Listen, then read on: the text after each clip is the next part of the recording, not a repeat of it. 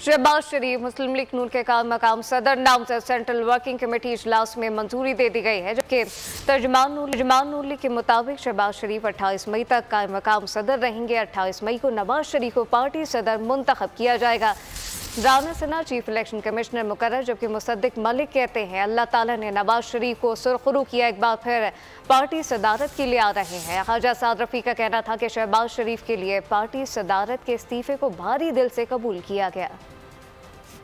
आपको कैम काम बनाया, उन्होंने जब डिज़ाइन किया तो उन्होंने एक्सेप्ट करके सेंट्रल वर्किंग कमेटी ने फिर यही कहा कि जी कैम काम 28 तक यही है, तो मुकम्मल तईद के साथ जनरल कौंसिल सदर बनाएगी और फिर पार्टी इंशाल्लाह दोबारा उसी तरह मोबिलाइज होगी जिस तरह पहले। शहबाज शरीफ साहब का इस्तीफ़ा जो है उसको बड़े भारी दिल के साथ कबूल किया गया, उनकी खिदमात को सराहा गया और एक्टिंग प्रेसिडेंट की जिम्मेदारी शहबाज शरीफ साहब के ज़िम्मे है।